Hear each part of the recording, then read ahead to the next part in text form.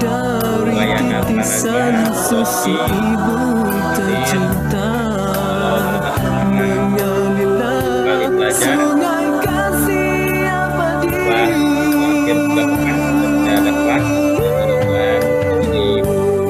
Lintaslah seribu lautan, kemaralah ke seluruh alam. kita nanti di Kau temui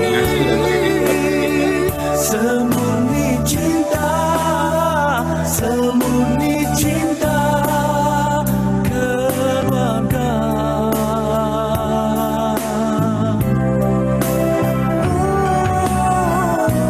Langkah remajamu ditusuk sembilu, kembara dewasamu diambil nafsu.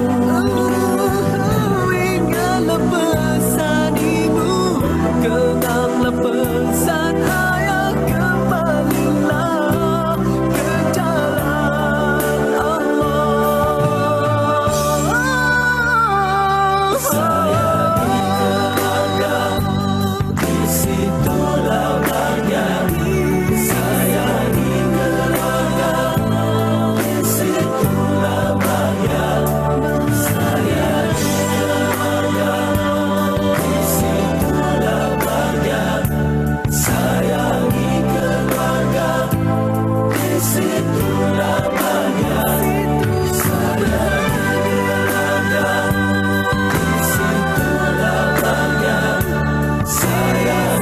keluarga, di situlah bahagia. Sayangi keluarga, di situlah bahagia.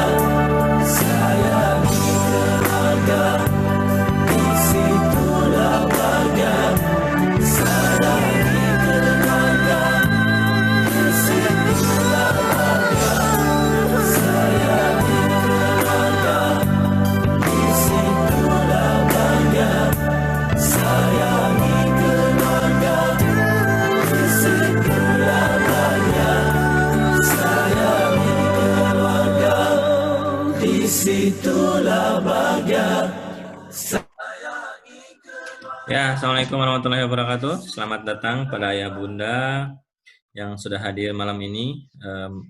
Kita akan kembali belajar dalam Akademi Parent untuk ilmu parenting dan pengasuhan. Dan mudah-mudahan malam ini kita akan mendapatkan ilmu yang bermanfaat, dan malam ini kita menjadikan keberkahan bagi diri kita, bagi keluarga kita, bagi putra-putri kita, dan bagi masyarakat Indonesia. Ya, Mas Heri sudah datang. Boleh dicoba lagi, Mas Heri? Silahkan screen-nya. Oke. Kita coba dulu sambil menunggu jam 8. Kita masih menunggu ayah bunda yang lain. Masih disable nih. Masih disable ya? Bentar, Ya. Settingan anehnya jangan-jangan. Oh ya. Ibu tercinta, mengalirlah sungai kasih abadi. Oke. Udah bisa ya? Udah bisa belum, Mas? Coba dijajal. Ya, ini. Oh ya, sip. Oke. Selamat datang Video kepada tadi oke ya? Bunda Hani, Bu Pak Alison, Bu Azam, Bunda Raides, Bunda Ira, Bunda Buna, Bunda Rayana, Bunda Rosi sudah hadir malam ini untuk kembali belajar di Akademi Parents. Dan setelah 3 pekan kita tidak ada kelas parenting, alhamdulillah malam ini kita 2 pekan ya, bukan 3 pekan, 2 pekan kita tidak ada kelas parenting. Alhamdulillah pekan ini kita kembali bersilaturahim, bertolabul ilmi, meraih ilmu dari expert-expert, dan mudah-mudahan bermanfaat bagi diri kita, dan mudah-mudahan bermanfaat bagi keluarga kita, dan bermanfaat bagi Indonesia. Dan sesungguhnya bahagia itu dimulai dari keluarga. Maka dari itu Akademi Parents terus memfasilitasi ayah bunda untuk membersamai dalam belajar, karena sesungguhnya kita selama kita masih berikhtiar, ada nilai ikhtiar dari Allah Subhanahu wa taala untuk kita berubah menjadi lebih baik. Ya, selamat hadir dari, mungkin saya absen dulu, ini baru 11 partisipan, dan mungkin malam ini juga di kelas sebelah ada kelas juga Mas Heri. Jadi di kelas sebelah ada kelas juga terkait dengan komunikasi persuasif. Namun di kelas ini juga ada kelas, yang kelas 11 sudah mulai dari tadi jam 7:30 terkait dengan materi komunikasi persuasif untuk anak-anak pramuka. Dan alhamdulillah di kelas parenting sudah mulai beberapa yang hadir juga. Ada Bunda dari, mungkin dari Aceh sudah hadir, apakah sudah hadir? Bunda dari Riau nih, mungkin ada yang hadir. Ini kalau pematerinya sekarang kebetulan dari Riau ya, dari Pekanbaru. Ada Bunda dari Medan, mungkin sudah hadir. Dari Sumatera Barat, Sumatera Selatan, Bengkulu, Lampung. Biasanya yang paling banyak Padang. Apakah sudah hadir? Dari Lampung apakah sudah hadir? Dari Banten, dari DKI Jakarta, dari Jawa Barat, Sukabumi, Cianjur, Karawang, Bandung, Lembang, lalu ke arah Jawa Tengah, Banyumas, mungkin Klaten, Sragen, atau mungkin dari DIY, Daerah Istimewa Yogyakarta sudah hadir. Lalu kita absen dari Jawa Timur, biasanya dari Malang, Surabaya, Sidoarjo. Kita menyeberang ke Blitar, menyeberang ke Bali, menyeberang lagi ke NTB, menyeberang lagi ke NTT, Makassar, Kalimantan. Biasanya ada juga yang dari Papua, cuman kalau sesi malam gini memang effort dari Papua ini karena sudah terlanjur larut malam. Di sana mungkin sudah jam 10 ya, kalau kita menanyakan jam 8. Biasanya dari Sorong sudah biasanya hadir. Mau alam hari ini, apakah Ayah Bunda, mudah-mudahan Ayah Bunda yang sudah hadir senantiasa sehat walafiat. Dan ada juga dari komunitas Fakultas Ilmu Pendidikan UI Bandung, mungkin Fakultas Ilmu Pendidikan UNJ, ada yang sudah hadir belum? Mas Heri. Ya, beberapa sudah hadir, alhamdulillah. Selamat datang Bu Syarah Julianti, selamat datang Bu Hani, selamat datang Pak Alison, selamat datang Bu Anda Azak, selamat datang Bu Unda Ira, Bunda Muna, Bunda Nurjana, Bunda Raides, Bunda Leni, Bunda Rosi, Bunda Rayana, Bunda Tria. Alhamdulillah sudah diberi kesempatan oleh Allah Subhanahu wa taala hari ini kita bisa bertemu. Maaf. Ya. Assalamualaikum warahmatullahi wabarakatuh. Ya Bunda, mudah-mudahan senantiasa Allah berikan kesehatan kepada Ayah Bunda dan keluarga, dan putra-putri Ayah Bunda senantiasa selalu dalam kesolehan. Ya Ayah Bunda, malam ini kita akan tema kembali terkait dengan potensi. Beberapa segmen sudah kita bahas mungkin tentang potensi. Waktu itu juga narasumber istimewa malam ini juga pernah mengisi di grup Academy Parents,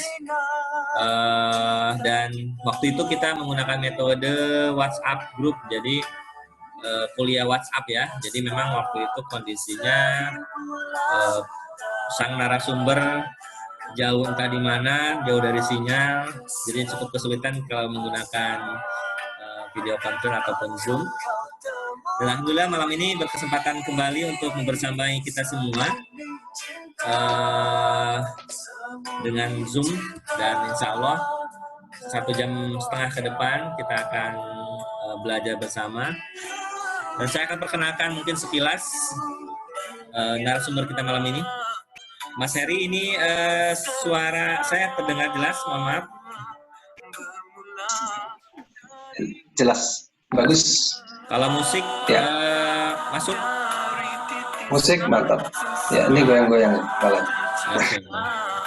Sip, musik kita matiin dulu. Oke. Ya, Ayah Bunda, Assalamualaikum warahmatullahi wabarakatuh. Kita mulai sesi parenting malam ini. Sampai jumpa lagi Kakak. Alhamdulillah sudah beberapa hadir ini para ayah bunda yang sangat loyal di malam ini untuk belajar kembali dari beberapa daerah, baik itu Sumatera, Jawa, Kalimantan, NTT, NTB, Bali, lalu Makassar, Sulawesi, dan Papua biasanya yang hadir.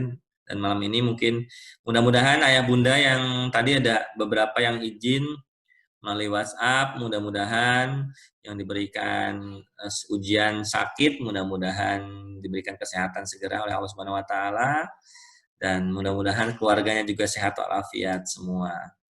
Dan ayah bunda, insya Allah malam ini kita akan belajar tentang potensi untuk memfasilitasi putra-putri kita belajar.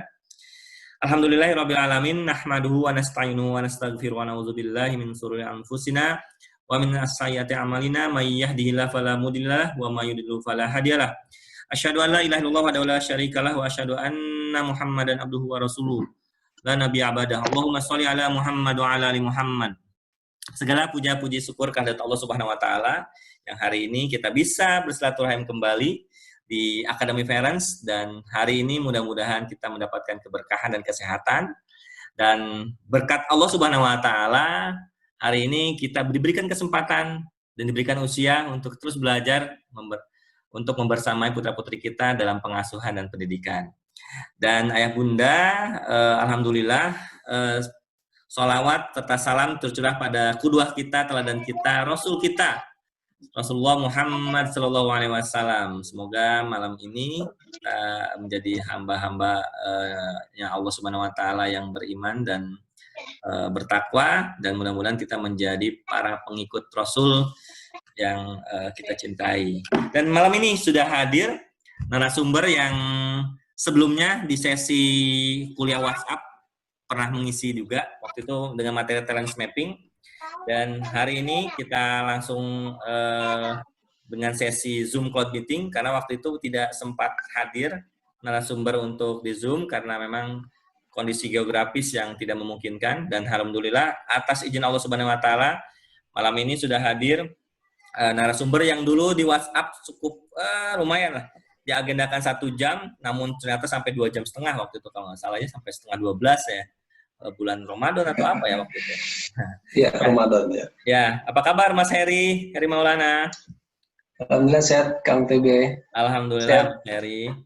Ya, Mas Heri, saya akan perkenalkan dulu sejenak mungkin terkait dengan Mas Heri. Mas Heri Maulana ini adalah praktisi dalam dunia talent mapping ataupun pemetaan potensi, baik itu potensi anak maupun potensi dewasa ya. Dan Mas Heri ini adalah mantan aktivis di daerah Yogyakarta. Beliau juga alumni dari teknologi pendidikan, jadi kurikulum dan teknologi pendidikan. Dan S2-nya juga sama seperti saya di teknologi pendidikan, dan beliau lulus di Universitas Negeri Jakarta. Dan kalau berbicara terkait dengan bagaimana pembelajaran, ya beliau salah satu ahli praktisi yang cukup mumpuni untuk masalah pembelajaran. Dan sekarang beliau kembali ke kampung halamannya di Sumatera. Jadi beliau itu teman aktivis saya dari zaman kuliah ya, dari zaman naik kereta, ke Jakarta. Ya. Hari ini ayah bunda nih udah banyak yang hadir, alhamdulillah. Bunda Eri, Bunda Rayana, Bunda Ade Ana Asmara, nih wallahu alam. Apa kabar nih Bu Ana dari Bandung? Alhamdulillah sudah hadir, selalu hadir di dalam parenting kita. Ada lagi Bu Syarah tuh yang selalu hadir juga, dan ayah bunda yang lainnya, Bunda Raides, Bunda Leni, Bunda Azam, Pak Alison, Bunda Ira, Bunda Milati, Bunda Muna. Ini masih bisa di absen ya. Saya absen dulu ya. Bunda Nurjana, Bunda Rayana, Bunda Syarah Julianti, Bunda Tria, Bunda Tristi, Bunda Rosi, alhamdulillah sudah hadir malam ini. Dan nampaknya seorang ayah baru muncul, Bapak Alison dan Ayah Sigit ya. Ayah Sigit nih, alhamdulillah sudah hadir. Ya, Mas Heri, boleh mungkin sedikit prolog apa yang akan kita pelajari malam ini untuk kebermanfaatan buat diri kita, buat putra-putri kita, dan buat keluarga kita. Silahkan Mas Heri. Ya, Assalamualaikum warahmatullahi wabarakatuh. Waalaikumsalam warahmatullahi wabarakatuh. Ya, Kang TB, sahabat saya yang saya rindukan. Dan ayah bunda yang kami banggakan pada malam hari ini, insya Allah kita akan membahas tentang sekelumit tentang manusia, tentang anak-anak kita, ya. Bagi yang guru mungkin tentang para siswanya, yang mana kita akan mencoba untuk menggali, mengidentifikasi bagaimana sih cara kita untuk mengenali kepribadian mereka dengan cara spontan mungkin ya. Mungkin bagi orang awam yang tidak mengenal personality lebih dalam, malam ini kita akan perkenalkan dengan teknik-teknik yang lebih praktis ya. Kenapa? Karena kalau berbicara tentang kepribadian begitu banyak konsepnya, begitu banyak teorinya. Jadi khusus malam ini kita coba akan padukan sekian banyak teori, kemudian kita combine dengan kasus yang beberapa tahun ini saya geluti mendampingi putra-putri klien yang ya, mungkin tersebar di beberapa kota-kota besar dan daerah. Begitu Kang TB, kilas tentang apa yang akan kita bahas 1,5 jam nanti. Ya, insya Allah, alhamdulillah. Berbicara terkait dengan talenta yang akan disampaikan oleh Mas Heri hari ini, malam ini, ya, ketika kita membeli atau mengirimkan paket, ya, paket baik itu apapun itu melalui ekspedisi, biasanya ketika kita bawa paket itu kepada perusahaan ekspedisi, akan ditanya oleh perusahaan ekspedisi, Pak, ini isinya apa? Pak, isinya apa? Mungkin ada yang isinya barang pecah belah, ada yang isinya mungkin roti, ada yang isinya mungkin pakaian. Dan kenapa ditanya? Agar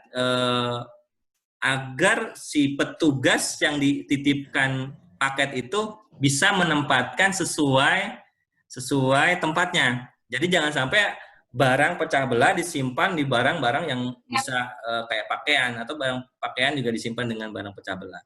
Nah, itu analogi yang akan kita bahas malam ini. Ketika putra-putri kita, ketika diri kita, Allah anugerahkan potensi sesuai potensinya, jangan sampai kita salah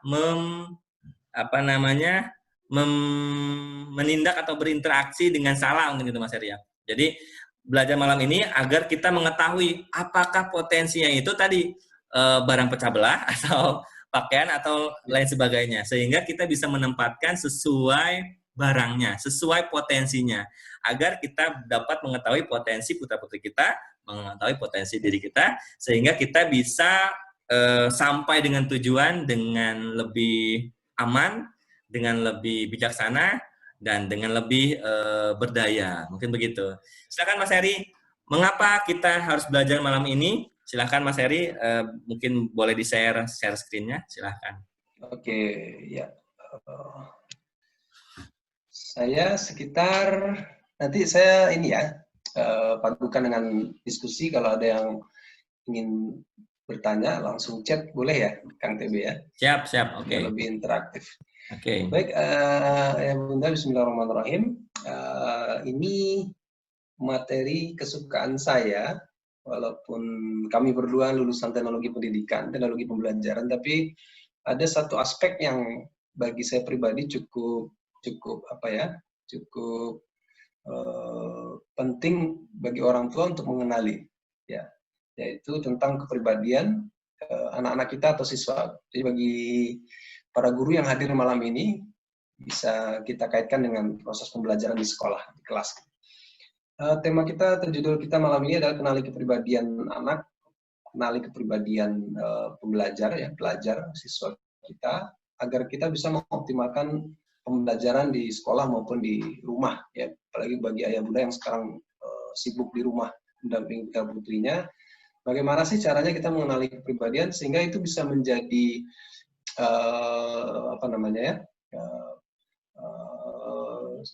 bahan masukan informasi penting agar kita bisa membuat program pembelajaran menjadi lebih tepat, efektif untuk anak-anak kita. Nah, ayah bunda sekalian, dari sebentar. Ya, kebetulan memang malam ini yang sudah hadir itu Mas Heri. Jadi ada beberapa yang juga trainer pemerintah di Suara. Ada juga ini banyak juga dari kalangan tenaga kesehatan. Ada dokter, ada perawat, ada bidan, ada juga dari guru-guru pendidikan luar biasa, ada guru PAUD juga. Jadi memang cukup heterogen yang hadir dalam forum ini dan bisa dimanfaatkan ilmu ini untuk ayah bunda ketika mungkin nanti juga mengetahui kepribadian untuk putra putri kita di rumah gitu. Ya, silakan Mas Heri, sudah tampil, lanjutkan. Ya, oke.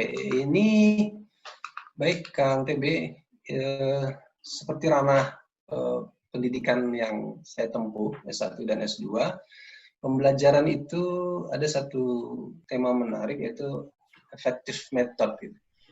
Metode yang efektif, metode belajar yang efektif. Jadi ada metode yang efektif, ada yang tidak. Nah, efektif berarti dia tepat sasaran, tepat pada apa yang dibutuhkan oleh si pembelajar, anak-anak kita. Gitu. Nah, tema kita malam ini sebenarnya satu komponen kecil di dalamnya, yaitu learner analysis. Ya.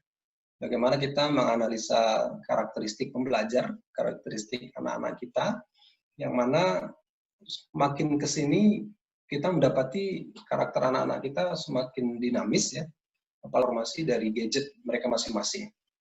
Jadi ayah bunda, ini adalah bagian dari circle, ya, siklus bagaimana kita merancang sebuah metode belajar bagi anak-anak kita, yang itu dimulai dari bagaimana kita mampu untuk menganalisa kepribadian, karakteristik, potensi anak-anak kita, atau bagi guru si siswa. Gitu. Nah, bagaimana caranya? Nah, caranya sebelum saya urai, nanti ada beberapa poin, 7-8 ya, cara kita mengenali kepribadian anak-anak kita. Saya mau ke sini dulu nih. Ya. Kalau ayah bunda dulu waktu sekolah, ya, SD, SMP, SMA, bahkan kuliah, saya rasa masing-masing kita punya guru dan dosen idola. Ya. Nah, apa sih yang membuat kita mengidolakan mereka? Gitu? Pasti kuncinya adalah mereka adalah orang yang pertama bisa menjadi menyenangkan, pembelajarannya mudah dipahami, kemudian orangnya sangat perhatian dengan siswa-siswanya. Nah, dari sosok ini, dari sosok guru yang kita idolakan ini, akhirnya dari simulasi gambar ini, dari gambar ini kita bisa melihat bahwa ada seorang anak atau seorang siswa yang awalnya dia mungkin tidak paham, dia tidak suka dengan sebuah subjek, dengan sebuah mata pelajaran, dengan sebuah aktivitas, tapi karena diajarkan oleh guru itu, ya, diajarkan oleh pendidik itu, yang menyenangkan, yang baik hati, gitu, akhirnya dia menjadi mencintai pelajaran itu. Tapi ada juga sebaliknya, ketika dia naik kelas, misalnya ganti guru yang baru, yang kebetulan bagi dia tidak menyenangkan, akhirnya dia merasa pelajaran itu tidak lagi menyenangkan bagi dia. Ya. Akhirnya motivasi itu mengalami penurunan, ya, downgrade gitu. Nah, apakah itu boleh? Ya boleh ya. Itulah mengapa kalau di dalam Islam Rasulullah itu selalu menekankan pada akhlak, karena akhlak itu yang akan menjadi penentu kita disukai apa tidak. Orang lain belum tentu akan menanyakan kita pintar, kita punya pengetahuan seberapa luas, tapi yang dilihat pertama kali adalah konteks. Nah, itulah mengapa sekarang di era digital ini kita perang konteks, tidak lagi perang konten. Ya, makanya kalau para bunda nih ya, yang sering belanja online, itu kan sering kena korban konteks ya. Melihat tampilan gambar Instagram, oh menarik, setelah dibeli ternyata, wah jahitannya kok begini, hasilnya begitu. Itu perang konteks.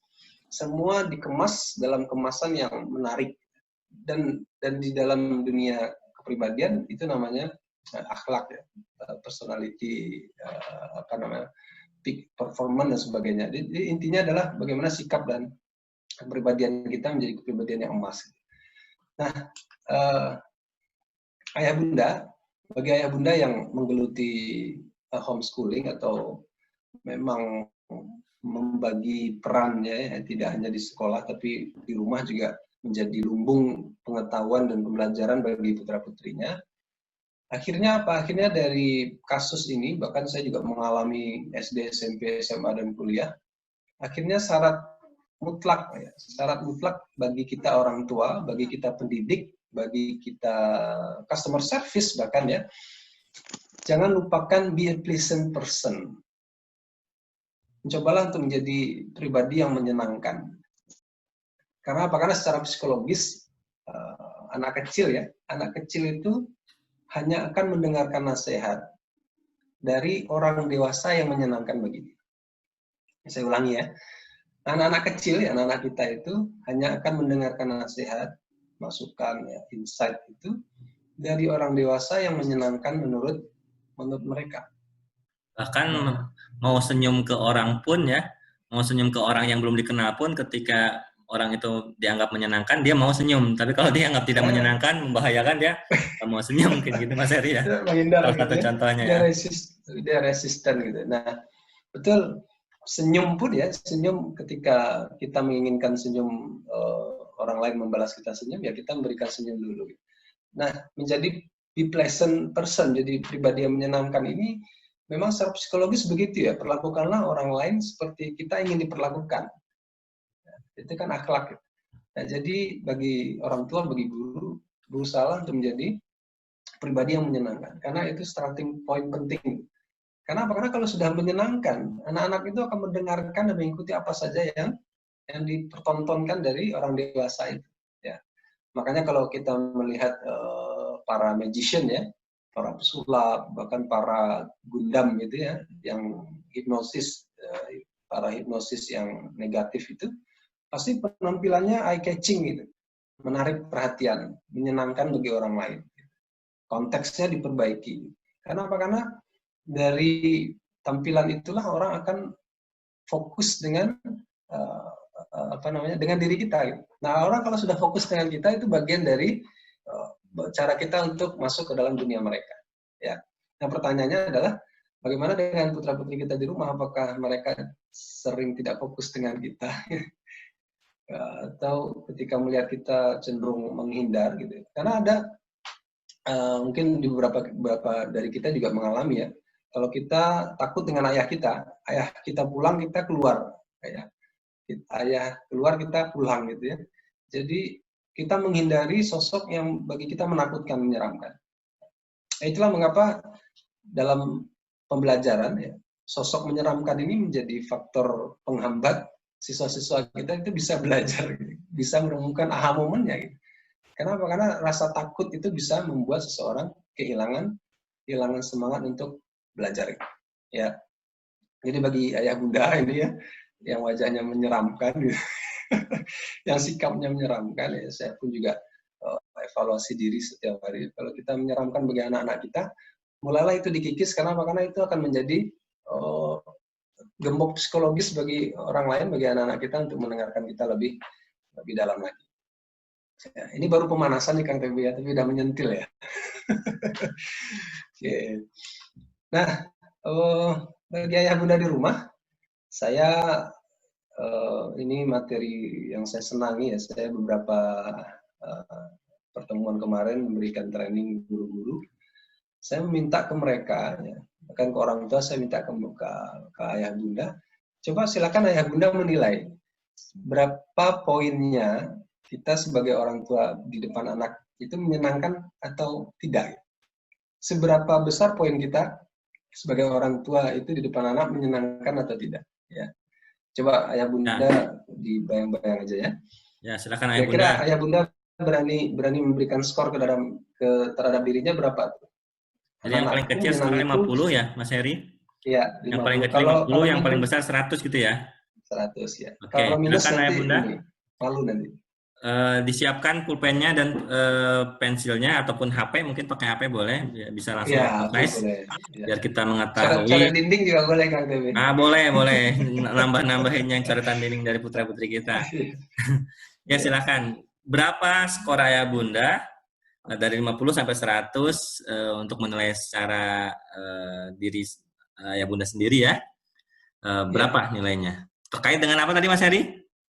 Seberapa menyenangkan kita di mata Seberapa anak. menyenangkan diri kita terhadap putra-putri kita. Oke. Seberapa menyenangkan. Ya. Silakan variabelnya ayah bunda yang lebih tahu lah. Sekarang tinggal Betul. diskorkan saja 50 sampai 100. Ayah bunda ada di skor yang mana? Seberapa menyenangkannya ayah bunda? Silakan ayah bunda, sudah selesai. Kalau sudah selesai di chat, silakan yang sudah. Oke, di chat ya. Oke. Silakan di chat yang sudah. Oke, Bu Meliati 80. Wah, 80. Silakan, Ya. 80. Teh Ana dari Bandung juga 80. 80 ya. Silahkan ayah bunda yang lain. 80 juga, ini kayaknya nyontek ya 80 semua ya. Main aman itu ya. Oke. Nilai tengah ya rata-rata. Bunda Tria 80. Silahkan yang lain. Oh, 70. Ini gara-gara disebut nyontek jadi ada yang berubah. Bunda Leni 70.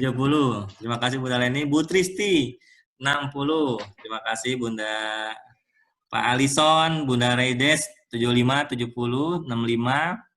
Range 60, 65, 80. Bu Syarah 50. Bu Syarah ini dari Bandung juga sama. 50. Bu Endah 85. Mungkin range-nya ya rata-rata di angka 70 dan 60 mungkin ya. 70-an tuh. Iya. Ini nggak ada yang 100 ya, Kang ya? Belum cukup percaya diri untuk ataupun belum cukup menyombongkan diri untuk mengatakan 100. Karena 100 itu mungkin milik orang-orang ini mungkin ya, kita sebagai muslim yang juhud. Oke. Sekitar 70-60 lah Mas Heri range-nya. Ya, 75 ya, 70 lah ya gitu. Baik, ayah bunda itu skor ya, penilaian diri itu penting. Karena apa? Karena kita mencoba untuk mengukur seberapa kita itu suka diterima oleh anak-anak kita. Itu penting ya. Karena apa? Karena suka atau tidak suka itu menjadi faktor penentu selanjutnya kita, omongan kita, pembicaraan kita, diskusi kita diterima apa tidak. Ya, ada Pak Deden nih 90, Mas Heri. Pak Deden ini memang beberapa WhatsApp pribadi ke saya itu dia melaksanakan beberapa yang sudah disampaikan di dalam kelas parenting ini. Jadi di dalam kelas parenting ini kan ada beberapa kali materi dan Pak Deden ini selalu mempraktekkan di dalam keluarganya. Salah satu mempraktekannya ada tentang family rules. Jadi dia membuat standar operasional prosedur dalam keluarga. Mungkin cukup percaya diri untuk menyenangkan bagi putra-putrinya 90. Boleh mau diwawancara Pak Deden apa lanjut materi Mas Heri? Nanti saya ulik ya Pak Deden ya. Oke, kita lanjut dulu materi. Silakan Mas Heri. Kita lanjut ya. Baik. Yang kedua ya Bunda tadi be pleasant person ya. Jadilah orang yang menyenangkan. Kemudian yang kedua, ini konsep leadership ya. Leadership dasar. Coba kita bedakan antara responsible for dan responsible to. Responsible for itu kita bertanggung jawab atas. Responsible to itu kita bertanggung jawab untuk. Jadi kalau kita tadi membahas tentang menyenangkan, rasa suka dan tidak suka, itu sebenarnya responsible for-nya atas diri anak-anak kita. Berasa tanggung jawab ya. Jadi tanggung jawab atas diri mereka masing-masing. Jadi bahagia, benci, suka itu tanggung jawab diri kita masing-masing. Jadi jangan dibebani, ayah bunda jangan terbebani kalau kita harus membahagiakan semua orang. Makanya ketika kita berbuat sesuatu, hindarilah penilaian orang lain sebisa mungkin. Ya. Yang kita cari adalah penilaian dari Allah. Kenapa? Karena yang namanya suka tidak suka itu responsible for, tanggung jawab atas diri mereka masing-masing. Bahkan ketika anak kita bahagia atau tidak bahagia itu tanggung jawab atas diri mereka. Tetapi responsible to kita sebagai orang tua, kita bertanggung jawab untuk mendidik mereka, berkomunikasi dengan baik, menampilkan suasana hati yang selalu luas gitu ya, sabar dan sebagainya. Akhirnya kebahagiaan itu bisa kita kita wujudkan di rumah. Nah, ini tantangannya adalah responsible to. Jadi responsible to berkaitan dengan kompetensi kita sebagai orang tua untuk mencapai sebuah standar yang kita inginkan bersama-sama. Ya, nah, saya sedikit percepat aja karena ini prolog. Nah, ada 3 kondisi ini sebagai bahan pertimbangan saya untuk bagaimana mengenali manusia. Nah, saya ingin fokus pada bagaimana sih karakteristik generasi milenial dan generasi Z, Gen Z. Mungkin beberapa putra-putri kita ya rata-rata milenial dan generasi Z. Nah, dari berbagai macam teori dan kasus yang saya dampingi, yang saya temukan bagi anak-anak milenial dan generasi Z, mereka adalah orang yang ingin sekali diperlakukan secara personal. Aku ya aku bukan kakakku, aku bukan dia gitu ya. Jadi anak-anak kita sekarang itu paling tidak suka kalau dia dibanding-bandingkan dengan orang lain. Bahkan dibandingkan dengan kakaknya, dibandingkan dengan adiknya. Kenapa? Karena anak-anak sekarang mereka sangat personalized. Ya. Mereka ingin diperlakukan sangat personal, gitu, unik. Dan mereka pun kesenangannya ya customize, gitu ya. Customize, milih sendiri. Ya. Kalau aku nggak suka ya aku tinggal, gitu. Dan ini sama dengan kalau kita lihat Facebook dan Instagram, gitu.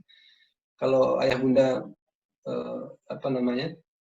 browsing ya, lihat buka Instagram dan Facebook, kalau tampilan postingannya menarik, ya kita akan berhenti. Kalau tidak, kita akan scrolling ke bawah. Kita akan tinggalkan. Nah, anak-anak generasi milenial dan generasi Z adalah anak-anak yang berani untuk mengatakan, lu garing, gua nggak suka. Mereka spontan dan mereka sangat berani untuk mengatakan ketidaksukaannya terhadap seseorang. Nah, itulah mengapa sekarang banyak perusahaan yang mulai customize ya, dari mulai game gitu, bahkan perusahaan sepatu Nike ya, kalau kita lihat di website-nya itu, kalau ingin beli sepatu kan ada pilihan warna yang kita inginkan, coraknya seperti apa, yang itu sangat personalized. Ya, bahkan perusahaan-perusahaan digital itu ya, e-commerce itu, ketika kita beli sebuah produk tertentu, berapa jam kemudian kita dikirimi email produk turunannya gitu. Ya. Dan kita semakin diperlakukan sangat personalized, personal. Gitu. Bahkan Facebook pun selalu mengingatkan kita, selamat ulang tahun, gitu. Ini postingan 2 tahun yang lalu Anda, gitu, dan sebagainya. Itu sangat personalized. Dan dunia sekarang seperti itu. Dan dalam Islam, Rasulullah pun sudah mengingatkan, perlakukanlah orang lain seperti mereka, kamu suka diperlakukan seperti apa. Ya.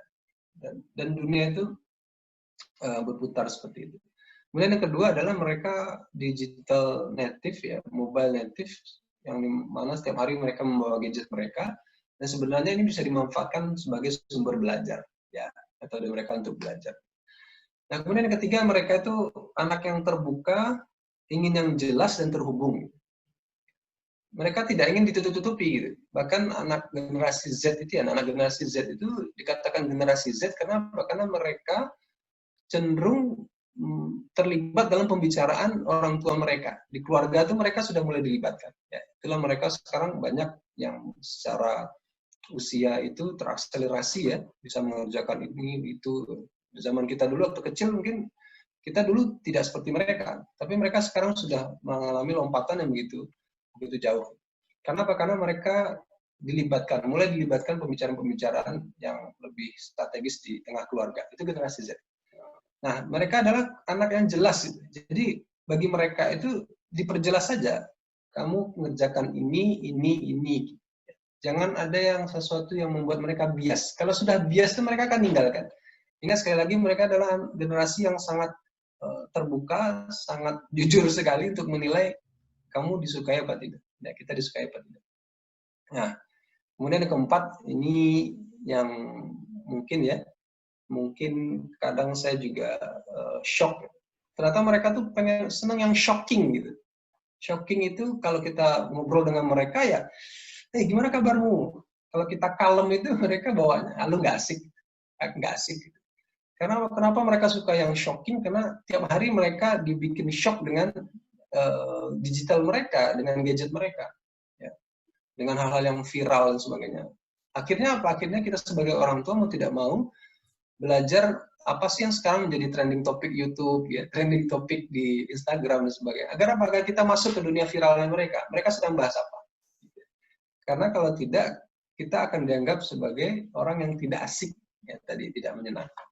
Oke, nah saya lanjut. Ini nanti ya kalau ada yang ingin diskusi bisa kita diskusikan. Nah, tentang learner analysis, ya, tentang mengenali kepribadian. Kenapa kita perlu untuk mengenali anak-anak kita secara karakteristik kepribadian mereka sebelum mereka belajar tentang sesuatu, sebelum mereka melakukan program yang kita buat, ya. Ayah Bunda silakan lihat video ini.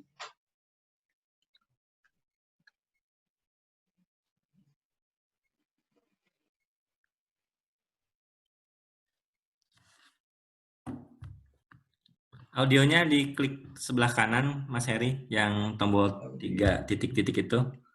Diklik, nanti ada ini. Ada titik-titik 3.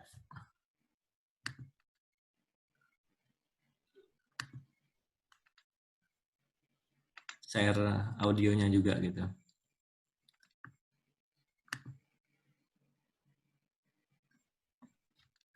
Boleh mungkin ditambahkan informasinya, Mas Heri, ini filmnya apa? Mungkin sekarang tidak ada audionya.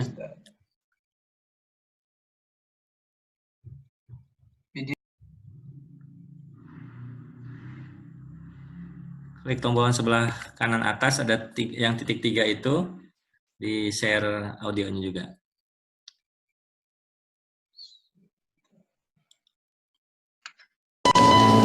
Oke, ada di situ.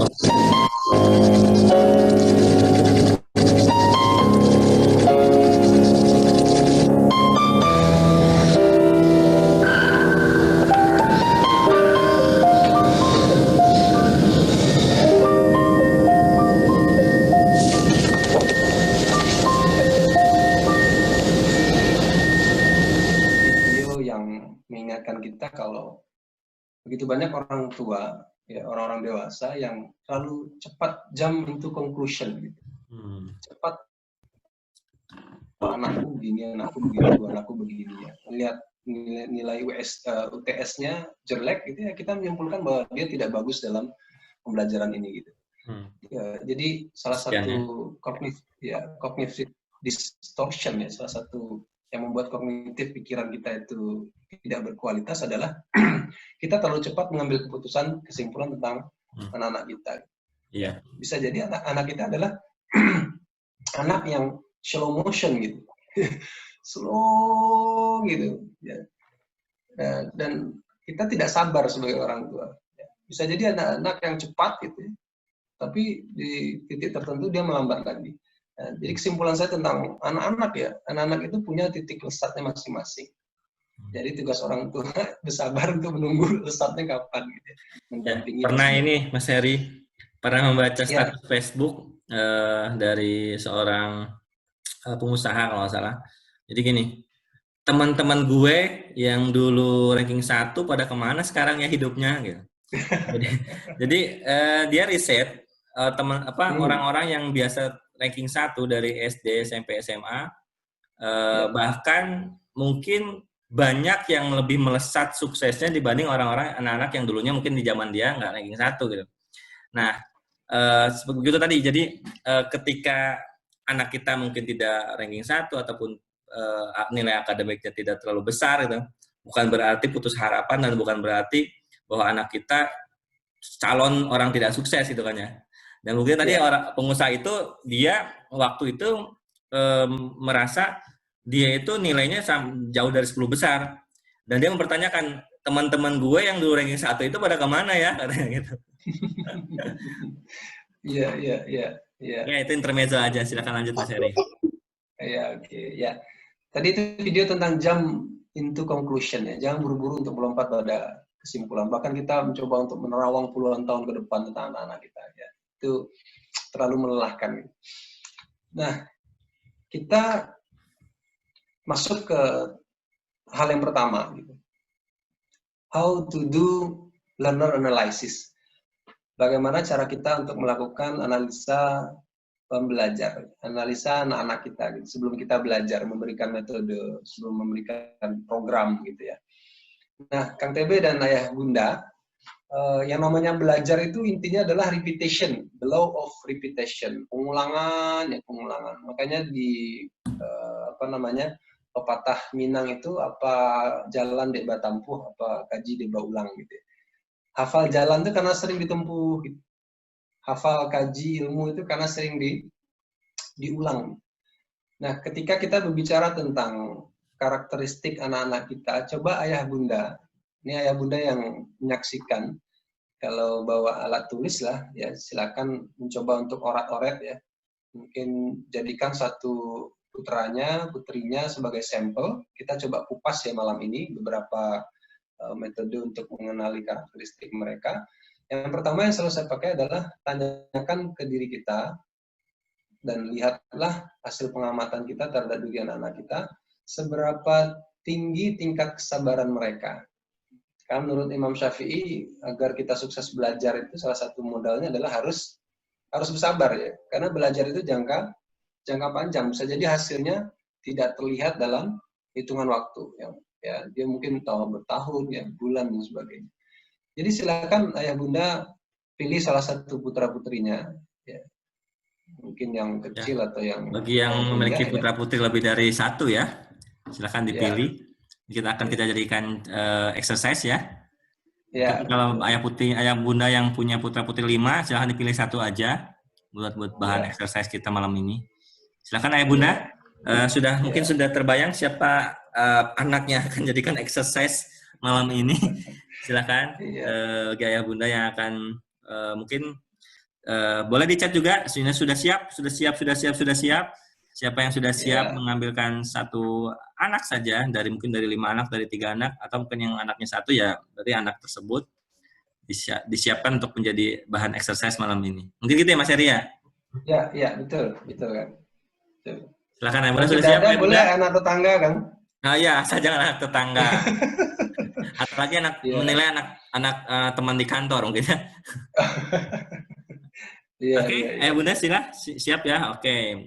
Sudah siap mau anak yang kedua, anak yang pertama, atau anak yang ketiga, silahkan. Siap-siap. Ya. Oke. Silakan Mas Heri lanjut. Ya, oke, saya lanjut ya. Oke. Sebelum saya lanjut, kenapa learner analysis, mengenali kepribadian ini menjadi topik yang sering saya bahas ya, sering saya bawakan ketika saya ngisi training dan sebagainya. Karena saya mendapati di dalam diri saya pribadi dan dalam diri orang tua yang saya temui, ada orang tua, ayah misalkan ya, yang lebih paham spek gadgetnya dibandingkan spek anak-anaknya. Kalau ditanya antara beda Apple dengan Oppo, itu mereka paham tuh. Oppo, Apple begini, Honda, Toyota begini. Betul. Tapi kalau ditanya spesifikasi anak-anaknya, nggak paham. Yang ada malah kekurangan-kekurangan yang lebih banyak diinventaris ya dibanding kelebihan-kelebihan. Biasanya begitu. Uang jajan susah diatur, susah bangun, nggak disiplin, nggak nurut. Itu yang paling diingat nih, spesifikasi itunya, speknya. Spek yang paling diingat. Ya Bunda, itu luar biasa refleksi bagi diri kita. Silahkan lanjut Mas Heri. Mana Mas Heri? Oke. Nah, silakan Ayah Bunda lihat anak kita yang jadi sampel ini, apakah dia terkategori anak yang tingkat kesabarannya tinggi, middle, apa rendah. Ciri-cirinya apa? Ciri-cirinya mungkin ketika kita stimulus dengan sebuah program, dia mudah untuk mundur ya. Ketika menemui kesulitan, dia mudah meninggalkan. Jadi ketika kita mendapati anak-anak kita begini, bukan berarti anak-anak kita tidak bagus secara personal ya. Tapi bisa jadi memang untuk materi pelajaran itu atau untuk keakademikan dia tidak bisa. Nanti kita bahas ya. Ini masih satu poin. Nah, kenapa kesabaran ini menjadi pembuka learner analysis? Karena apa? Karena yang namanya belajar sangat dekat atau dekat sekali dengan kesabaran. Ya, oke. Silakan ditandai anak-anak kita yang kita amati itu tingkat kesabarannya tinggi kah, middle atau rendah. Oke. Yang pertama ya. Kemudian yang kedua, sebelumnya kita lihat contohnya, terdengar? Misalnya Terdengar. terdengar. Ya, terdengar, Mas. Ya, siap. Our brain has an astonishing 100 billion neurons, or brain cells, all connected together. Strengthening pathways through these neurons, each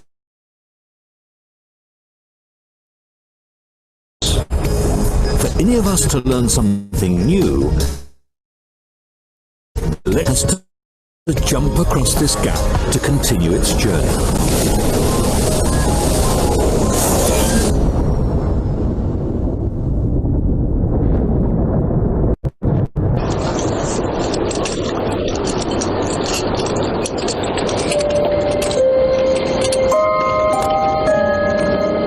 The gap between the two brain cells is tiny, but that doesn't mean it's straightforward for a signal to get from one side to the other. It's like crossing a deep ravine.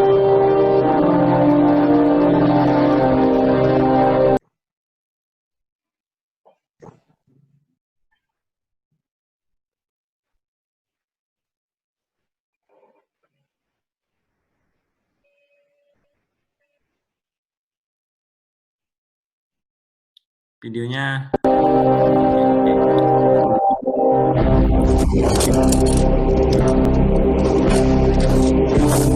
And getting from one side to the other should tell us something about the way we learn. The first time a signal crosses from one brain cell to the other demands the most effort, and it's the same when we cross our ravine. The first trip across it is the hardest.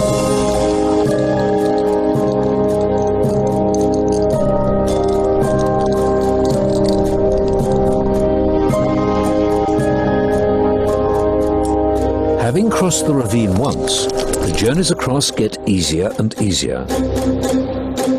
And a similar thing happens when we learn something.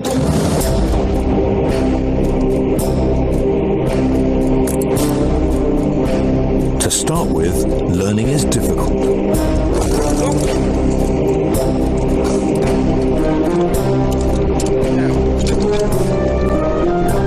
As the signal crosses the gap between the brain cells again and again, we establish a more solid pathway.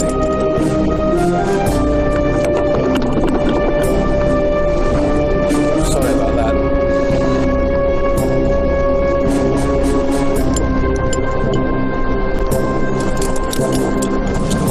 By the time we've made the crossing over and over again, it becomes effortless. We can do it whenever we like.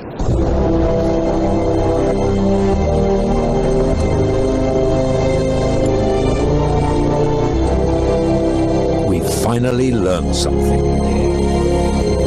Siapapun orangnya ya, anak kita pun ketika mempelajari suatu hal baru, pasti di awal selalu mengalami kesulitan, ya, gagap, gitu, grogi, tegang, takut. Gitu. Jadi ketika anak-anak kita memulai pelajaran yang baru, berikan dia rasa tenang, rasa bahagia, jangan dikoreksi dulu. Jangan buru-buru dikomentari, ya. Jangan buru-buru di-skak, gitu ya. Jangan buru-buru dibanding-bandingkan, disalahin. Kenapa? Karena akan menimbulkan sebuah kesan bahwa belajar itu citranya buruk, gitu. Belajar itu horror gitu.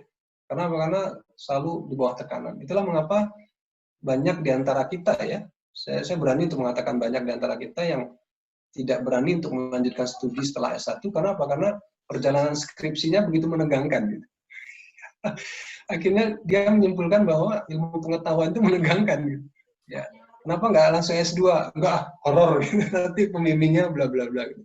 Jadi ini sebuah kondisi yang semestinya dunia pendidikan mulai berbenah. Kenapa? Karena rasa takut itu mengakibatkan kreativitas, kognitif itu bisa berkabut, tertutup. Oke, saya lanjut Kang TB ya.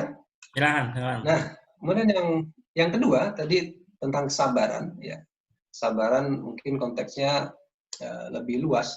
Ini saya lebih turunkan sedikit. Banyak anak-anak kita itu yang cerdas, tetapi tidak cerdas secara mental dan emosi. Banyak anak-anak kita yang kemampuan kognitifnya bagus, tetapi kemampuan dia untuk resiliensi, beradaptasi, setelah berubah dari guru yang baik menjadi guru yang horor tadi itu, tidak banyak yang mampu memiliki resiliensi, daya tahan, daya adaptasi terhadap kesulitan dan tekanan. Silakan Ayah Bunda, anak kita yang kita amati tadi, seberapa kuatkah, seberapa baikkah resiliensinya, kemampuan dia beradaptasi dengan perubahan, dengan tekanannya. Baik, Karena banyak Bunda. sekali anak-anak, ya. Eksersis lagi ya, Mas Heri ya. Silahkan dinilai. Jadi nanti di akhir tadi kan beberapa, ini tinggal resiliensi, seberapa kuatkah? Ini 2 pilihan aja ya Mas Heri ya, kuat atau 2 pilihan. Lemah ya. Lemah. Oke. Ya. Kuat atau lemah. Gitu. Ciri-cirinya apa? Yang kuat ya ketika dia dimarahi sama gurunya, ya dia biasa aja menganggap hal yang ya sudah. Gitu. Itulah mengapa ada kasus yang mahasiswa S2, S3 ya, yang ditolak judulnya. Gitu. Akhirnya dia memutuskan untuk mengakhiri hidupnya. Karena apa? Karena resiliensi. Selama ini mungkin dia tidak pernah ditolak ya, tidak mengalami penolakan dari keluarganya, dari orang-orang terdekatnya. Akhirnya ketika dia mengalami sebuah penolakan, bagi dia itu sebuah musibah. Akhirnya dia harus mengakhiri hidup. Nah, dunia pendidikan belajar juga seperti itu. Karena belajar adalah jangka panjang, hasilnya tidak instan. Kita butuh anak-anak yang daya tahan terhadap kesulitan dan sebagainya itu lebih kuat ya, relatif kuat. Silakan Ayah Bunda. Silakan Ayah Bunda. Memiliki resiliensi yang cukup kuat atau lemah putra-putri yang putra atau putri yang tadi dipilih ya buat bahan exercise nanti buat bahan exercise. Oke.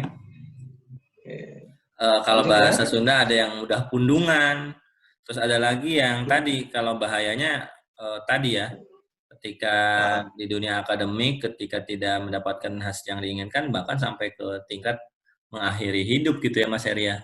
Ini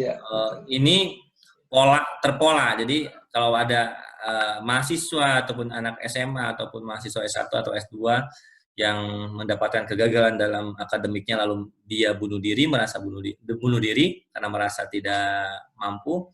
Ini ada pola dari anak ketika dari kecil ya yang kemampuan resiliensinya tidak terasa ataupun tidak terstimulus. Ya udah mungkin udah pada dipilih, ada yang weak, ada yang strong nih Mas Heri. Campur-campur. Karena nggak ada jawaban yang tengah. Kalau ada jawaban tengah, kalau Indonesia biasanya milih yang tengah. Makanya saya hindari, karena sabar kan masih bisa ya ditolerir gitu. Tapi kalau ini jangan sampai, ini harus tegas. Lemah atau tidak. Ciri-cirinya misalkan kita minta anak kita nyuci piring misalkan ya. Cuci piring ketika dia diminta untuk cuci piring 5 atau 6 piring gitu ya. Seberapa sering dia meninggalkan di tengah-tengah. Kita minta nyapu, berapa sering ya. Mulai sekarang hindarilah kebiasaan itu, karena seringnya kita meninggalkan pekerjaan setengah-setengah, itulah awal mulanya kita tidak memiliki resiliensi yang baik. Tapi bahayanya orang tua pun juga, ya sudah nak, kamu masih kecil, ya, kamu terlalu capek, kamu belajar saja, kamu tidur saja, istirahat saja. Padahal aktivitas-aktivitas survival daily itu bisa mendukung resiliensinya anak, dan itu bisa berkaitan dengan adaptasi mereka, daya tahan mereka ketika mereka di akademik, di kuliah, ketika merantau dan sebagainya.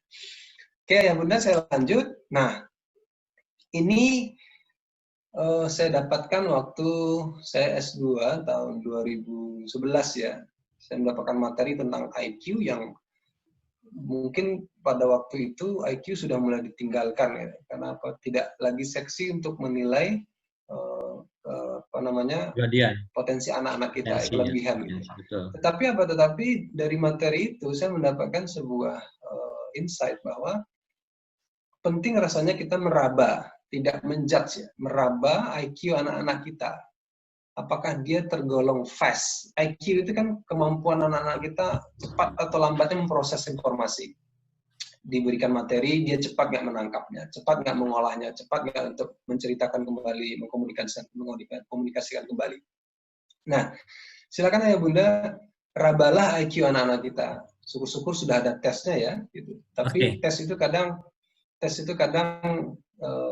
bisa tidak begitu valid ya. Tapi kita bisa melihat dari keseharian anak-anak kita. Rabalah IQ anak-anak kita. Apakah dia termasuk anak yang fast dalam memproses informasi yang kita berikan?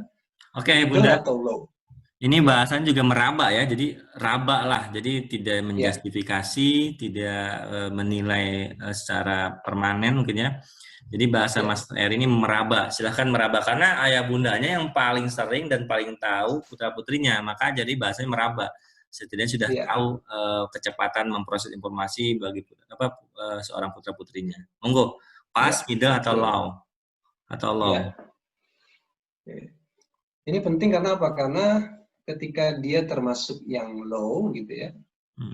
Kalau saya di sekolah membahasakan kepada guru-guru, penting rasanya Bapak Ibu guru di kelas itu memetakan 3 kategori anak-anak di kelas.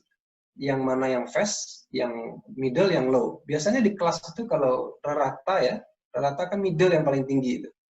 Puncaknya ya. Yang fast mungkin hanya 3. Yang low pun juga tidak banyak. Mungkin 3 juga 5.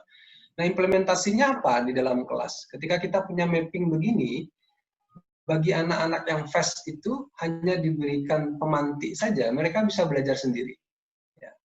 Nah, ketika mereka belajar sendiri dan kecepatan belajarnya di atas rata-rata yang lain, daripada mereka menganggur, kita latih mereka untuk mengajarkan teman-temannya yang middle.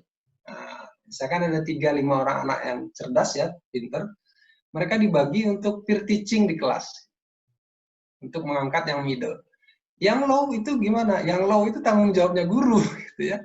Agar apa? Agar tingkatan pemahaman satu kelas di satu hari itu sama nanti. Yang middle dibantu yang fast menunggu karena dia mengajarkan yang middle, yang low karena dibantu guru dengan pendekatan yang sangat intens, directive teaching itu, akhirnya dia mencapai level yang sama. Jadi keluar kelas itu punya rasa bahagia yang sama mereka. Nah, kan kita tidak, mungkin banyak guru yang hanya memilih yang fast saja, gitu. Yang mudah diatur, yang cerdas saja. Nah, saya khawatirnya ayah bunda di rumah juga begitu. Anak-anak kita yang 5, kita hanya cenderung pada yang fast saja. Ini cepat, gitu. Adiknya ya sudahlah nanti sajalah gitu. Nah, ini sebenarnya bisa kita kelola. Kita punya 5 anak, 3 anak gitu. Yang fast itu mengajarkan yang middle, yang low kita, jatahnya kita. Karena yang fast itu ketika diberikan kesempatan mengajarkan, ada rasa bahagia gitu. Karena dia menolong adiknya, ya, mengajarkan temannya dan sebagainya. Oke, kita lanjut ya Kang Debi ya. Lanjut Mas, lanjut. Ya materi kita mudah-mudah Mas, saja. di dalam perjalanan apakah memungkinkan untuk tanya jawab langsung melalui ini? Tadi ada yang interaktif. Ya Bunda yang ingin bertanya langsung silakan nanti angkatkan tangannya. Silakan ya. Silakan lanjut Mas. Oke, saya lanjut ya. Nah, selanjutnya ini sangat familiar ya bagi kita. Learning style, gaya belajar, meta program. Mulailah amati anak-anak kita itu belajarnya lebih nyaman dan cepat dengan visual kah? Butuh gambar, butuh warna gitu ya. Atau dengan auditorika, butuh pengulangan, ada musik dalam ruangan gitu. Atau kinestetika ya, mengerjakan. Learning style atau gaya belajar ini bagi masing-masing orang tidak hanya satu. Minimal dia ada 2, visual kah dan kinestetika, auditori atau visual. Nah, cara paling mudah bagaimana untuk mendeteksi ini? Ini ada tipsnya nih Kang TB. Oh, mantap. Nanti pasca atau kita coba praktekannya. Waktu kita cukup ya. Boleh. Oke. Cara paling mudahnya adalah untuk mengetahui masing-masing kita punya gaya belajar seperti apa. Silahkan ayah bunda, saya minta menghayal, ya, berhayal gitu ya. Bayangkan ayah bunda sekarang sedang berada di pantai, di pinggir pantai, sambil memejamkan mata ya. Oke. Dalam hitungan ketiga, saya pandu ya, dalam hitungan ketiga silakan ayah bunda pejamkan mata, kemudian bayangkan ayah bunda di pantai, kemudian terserah ayah bunda sedang melakukan apa. Ya. Oke, 1, 2, 3, pejamkan mata. Bayangkan ayah bunda sekarang berada di pantai, buatlah semacam gambaran, skenario ya, aktivitas apa yang sedang dilakukan.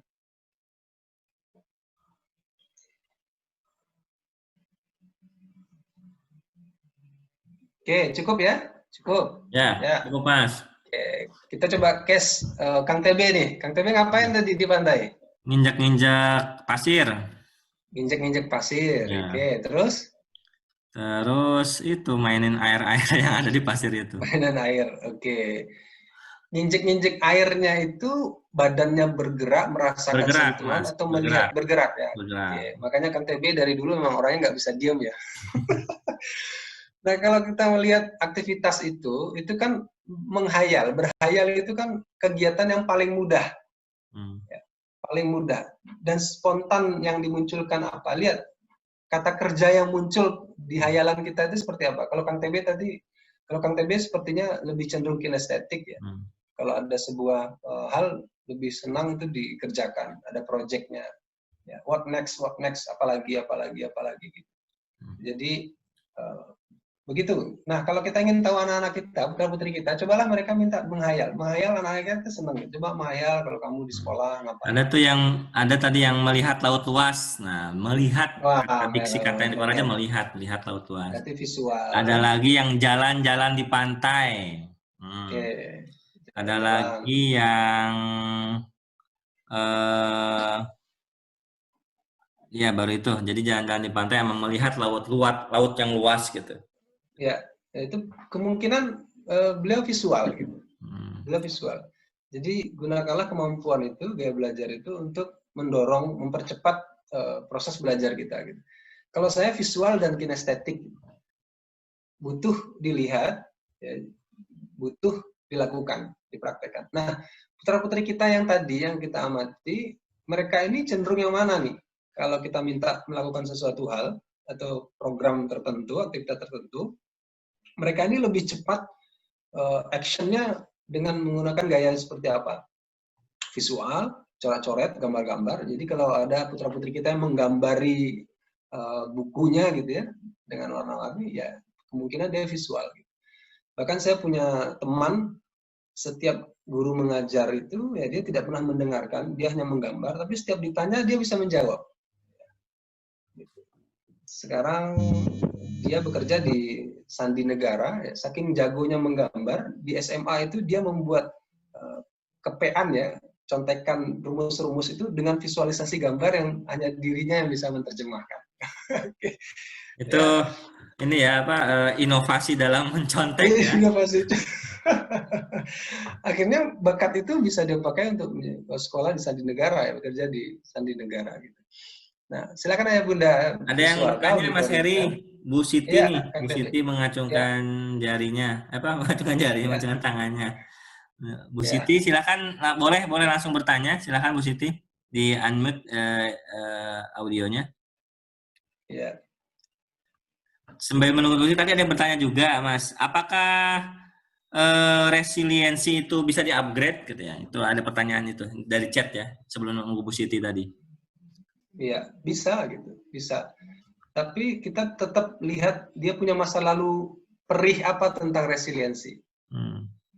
Itu diobati dulu. Karena apa? Karena kalau ada luka lama yang belum diobati, itu ketika dia mendapatkan tekanan di masa depan, ya, itu akan menganga lagi luka itu. Gitu.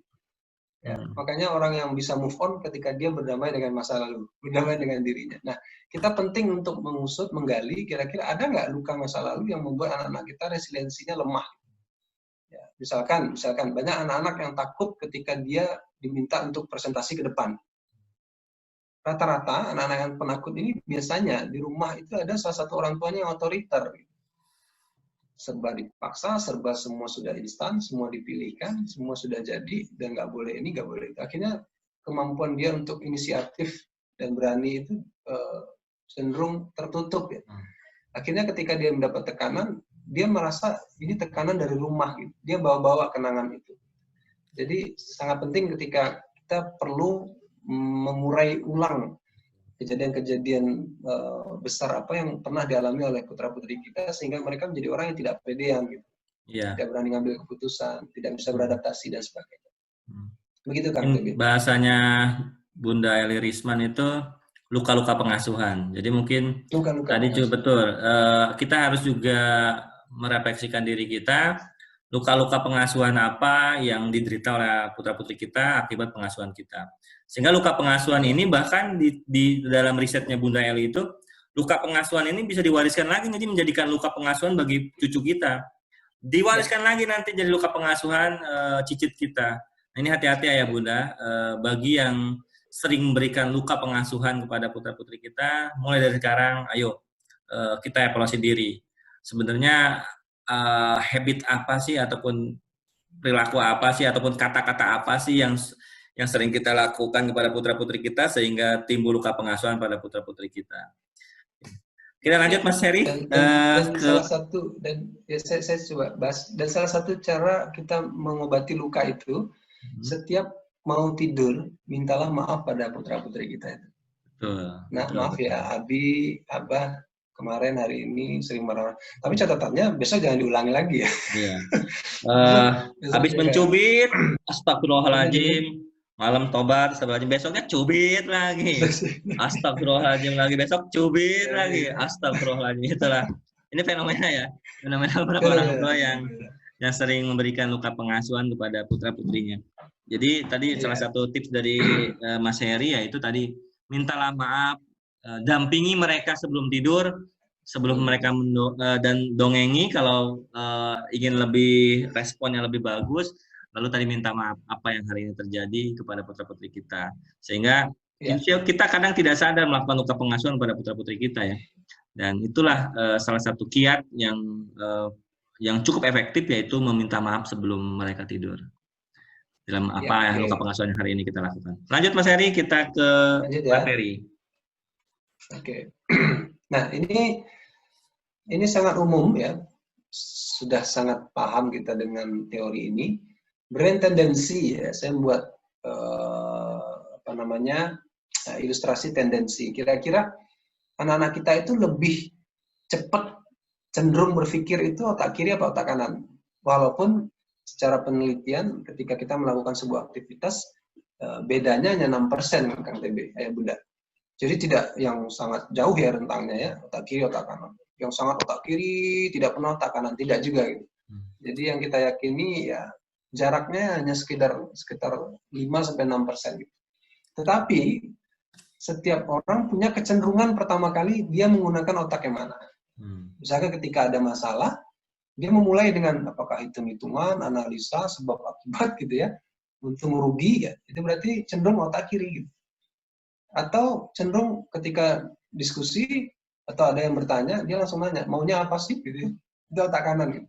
Ketika rapat, ini maunya apa sih, grand design-nya seperti apa, itu otak kanan. Kalau anak-anak kita orang otak kanan, jangan diskusi tentang sesuatu hal yang detail, baru ke umum.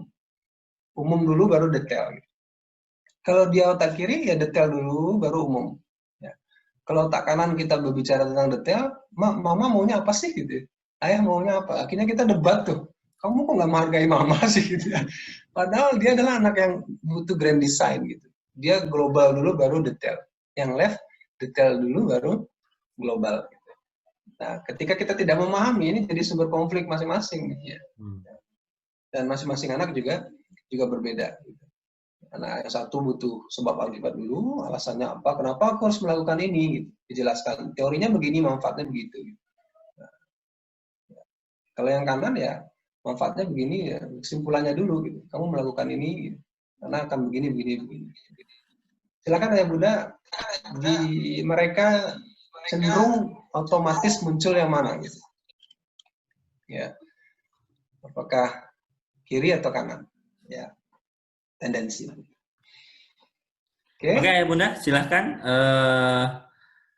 Di mana dominasi respon awal dari putra-putri kita, gitu ya? terhadap situasi ataupun kondisi yang sedang kejadian dalam satu kejadian. Dan dalam satu kejadian biasanya putra-putri kita itu respon awalnya itu seperti apa? Apakah tadi mencerna dengan otak kanan atau mencerna dengan otak kiri? Tadi memang tidak ada orang yang sangklek ke di kanan atau orang kiri yang nggak pernah menghayal, nggak mungkin. Karena Allah menciptakan secara simultan dan otak ini bekerja dengan bersama-sama. Cuman ada respon awal yang dominasi di kanan atau di kirinya itu. Ya, ada yang jawab anak saya otak kiri. Ada otak kanan lebih dominan, ada lagi otak kanan lebih kanan, otak kiri lebih otak kiri. Beberapa chat. Ya. Ya mungkin bisa dilanjutkan Mas Heri, silakan. Ya, lanjut ya. Ya. Nah, ini turunannya ya, kalau kita bicara tentang MBTI, Myers-Briggs Type Indicator gitu. Salah satu tools untuk membedah mengidentifikasi kepribadian seseorang. Ini ada yang namanya thinking and feeling. Coba ya Bunda amati anak-anak kita yang amati itu, mereka cenderung thinking atau feeling. Ya, kalau thinking itu yang tadi ya, tak kiri ya, dia tadi kalau nanya, ini menurutmu makanannya rasanya bagaimana? Enak, tidak enak, enak. Kadarnya seperti apa? Di penilaian berapa persen? Nah, itu tuh thinking. Ini adalah proses pengambilan keputusan ya, untung rugi thinking. Kalau feeling sebaliknya, dia merasa tidak enak kalau dimintai tolong, ada rasa nggak enak kalau ditolak. Nah, kalau thinking ini ya dia untung rugi, apa manfaatnya untukku? Gitu. Kenapa aku harus melakukan itu? Gitu. Ya, kalau feeling ya kalau memang perasaannya bagus, ya rasanya perasaan dia enak, dia akan melakukan itu. Jadi silakan ayah bunda, putra putri kita lebih dominan yang mana? Thinkingnya dulu atau feelingnya dulu. Contoh sederhana begini, ketika putra-putri kita mau ujian nih, ya, kemudian diajak sama temennya main, besok mau ujian, sore ini diajak main. Gitu. Bagi yang thinking, dia ngukur nih, kalau aku main, aku nggak belajar, nanti nilaiku gagal. Ya. Dia akan mengkalkulasi gitu di dalam kepalanya. Kalau yang feeling, yang dia rasakan, yang dia putuskan adalah kalau aku menolak temanku, dia adalah sahabatku. Nanti bagaimana dengan perasaannya dan sebagainya. Okay? Nah, ini penting juga untuk belajar. Karena apa? Karena thinking dan feeling ini bisa dimanfaatkan untuk belajar. Misalkan ketika anak-anak kita yang thinking, ya bisa jadi itu sangat mudah sekali untuk kita tawarkan program ini untungnya begini, program ini begini. Nah, sedangkan yang feeling tidak mudah bagi dia untuk menemukan sebuah indikator yang sangat kalkulatif ya, sangat kuantitatif. Dan dia punya perasaan tersendiri untuk menilai sesuatu. Bahkan dia lebih peka terhadap sesuatu. Oke, silakan ya Bunda. Thinking or feeling? Ya, ini nanti sangat bermanfaat sekali buat ayah bunda mendampingi putra putrinya dalam belajar nih. Karena kalau anak yang thinking tadi ya cukup mudah ya, misalnya, ayo nak belajar. Jadi memang dia ibaratnya punya kemampuan belajar secara akademis yang cukup simpel, gitu. Bukan cukup simpel ya, dia cukup efektif ketika diminta belajar. Nah, ada anak yang memang ini susah banget sih disuruh belajar. Nah, karena memang feelingnya nggak dapet, dia moodnya nggak dapet. Nah, ada yang harus di mood dulu, dengerin dulu ceritanya. Ada yang mungkin dikasih dongeng dulu, atau yang disuruh apa dulu, sampai feelingnya, moodnya itu benar-benar dapet. Nah, kalau si thinking ini nggak usah mood-moodan, dia kalau disuruh belajar, ya ibaratnya bisa langsung running. Makanya ada ayah bunda yang suka nanya gitu Mas Heri. Kenapa sih anak pertama saya itu gampang banget disuruh belajar, tapi anak kedua itu susah banget. Ya tadi karena dia memperlakukan barang itu yang tadi kita bicarakan di awal, barang yang di paket itu disamakan, mau barang pecah belah, mau barang baju disamakan, ditempatkan dengan sama, ditindak perilaku dengan sama. Makanya sehingga orang tua kadang kesel ya dengan anak yang berbeda-beda. Ya Allah kalau nggak ngasih yang berbeda-beda, ya sebenarnya dunia ini tidak akan dinamis gitu. Makanya diberi anak-anak yang berbeda-beda. Gitu. Jangan ya Bunda, di mana kecenderungan tadi ya mungkin Mas Heri ya? Di mana kecenderungan putra-putri kita, apakah di thinking atau di feeling? Monggo. Oke. Ya. Lanjut boleh Mas Heri sambil ini. Lanjut ya. Oke. Berapa menit lagi kita? Kita ada 15 menit lagi. Mungkin kita sesi tanya jawab 5 menit ya. Kita ada 10 menit lagi Mas Heri buat teori. Oke. Kemudian ekstrovert, introvert ini mudah ya. Ada anak kita yang ekstrovert. Senangnya kalau belajar ya kelompok gitu ya. Belajar di luar gitu.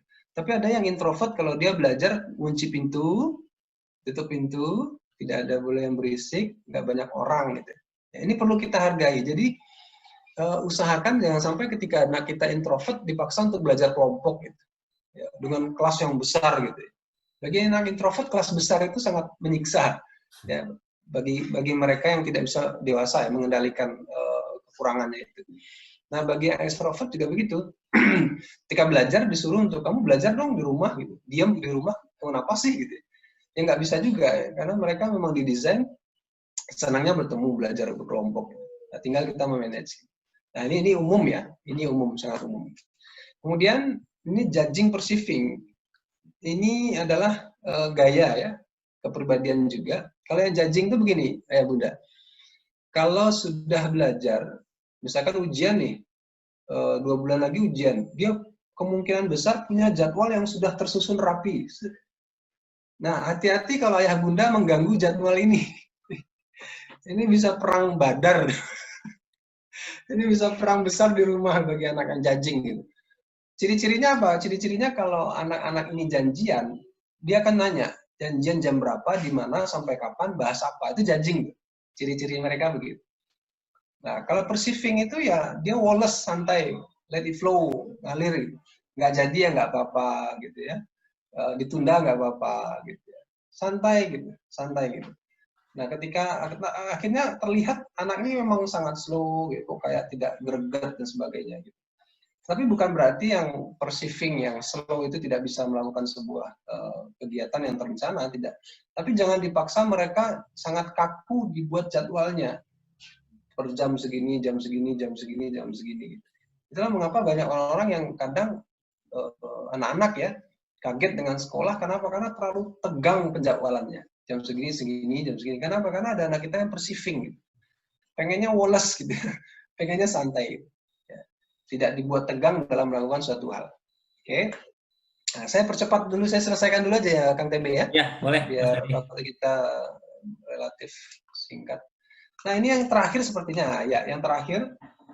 Ini sebenarnya pembahasan kuncinya ada di sini ya Bunda. Ya. Tadi itu faktor-faktor yang mungkin secara teori bisa kita kenali ya dengan mudah. Nah, tetapi ketika berbicara tentang potensi dominan, ini adalah salah satu hal yang perlu kita kembalikan tadi ke konsep milenial dan generasi Z. Mereka adalah orang-orang yang pengen diperlakukan secara personal, secara unik. Unik seperti apa? Unik sebagaimana mereka punya potensinya masing-masing. Nah, ini dia, potensi dominan. Ayah Bunda silakan amati putra-putrinya yang tadi. Kira-kira kalau kita boleh membuat kutub yang berlawanan ya, ada yang sebelah kiri dan kanan, apakah mereka terkategori anak yang kuat hafalannya, pemahamannya, dan senang banget belajar? Kenapa banyak anak kita yang gagal di sekolah? Bukan berarti gagal belajar, karena apa? Karena sekolah ya, mohon maaf bagi Ayah Bunda, bukan berarti saya mendekonstruksi sistem sekolah, tidak. Sekolah itu sepertinya didesain khusus untuk para calon ilmuwan, ya, yang kuat hafalannya, minat belajarnya tinggi, jam segini pelajaran ini, besok itu, gitu. Nah, bagi anak-anak yang tidak punya potensi di sana, itu mereka kaget, gitu. Ini kok begini sekolah ya, akhirnya mereka secara sistem ya, secara potensi mereka tidak sesuai dengan sistem yang seperti itu. Nah, kalau bagi anak-anak kita yang tidak kuat hafalannya, bukan berarti tidak bisa menghafal, tidak kuat pemahamannya, minat belajarnya itu tidak seperti orang yang di sekolah ya, ilmuwan itu, bisa jadi dia terampil secara fisik dan kreativitas. Disinilah letaknya orang-orang yang pebisnis tadi. Pebisnis, bisa jadi kreativitas tangan, kerajinan tangan, seniman gitu ya, fotografer gitu. Kalau kita ngelihat yang nyeleneh-nyeleneh itu kan rata-rata mereka bolosan gitu ya. Tiduran di kelas gitu ya, kemudian lupa PR dan sebagainya. Ya karena memang mereka bukan didesain untuk jadi ilmuwan gitu. Nah, sedangkan teman-teman kita yang mengerjakan PR, gitu, upacara, kemudian berbaris berbaris, ya, mengumpulkan tugas. Ya kedepannya mereka akan jadi dosen, jadi research, peneliti, jadi ilmuwan gitu ya, menulis buku gitu.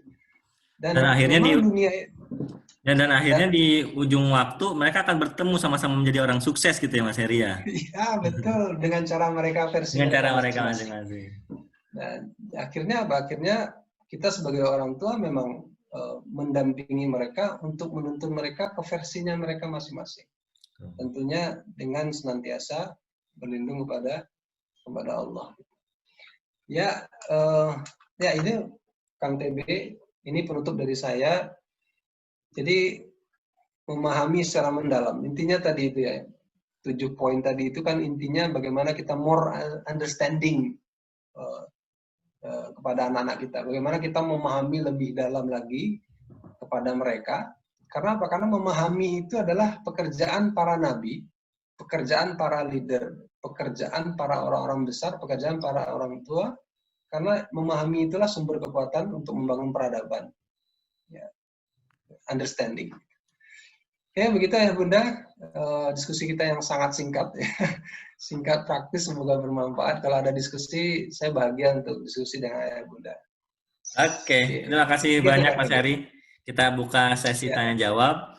Tadi menarik sekali pembahasan yang terakhir. Jadi setiap anak itu kita ya respon memahami kita yang harus kita perbaiki mungkin ya.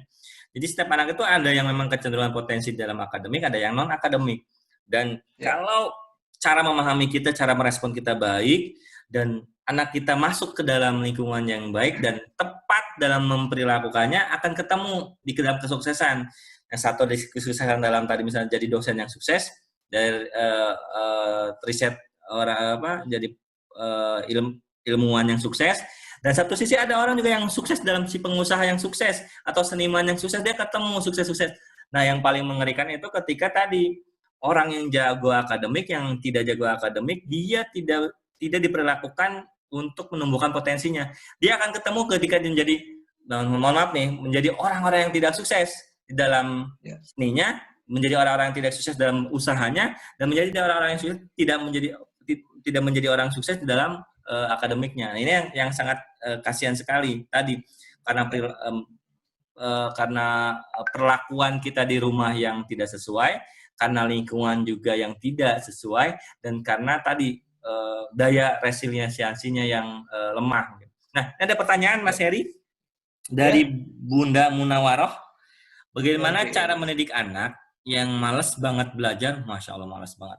Mudah-mudahan dipermudah oleh Allah Subhanahu Wa Taala.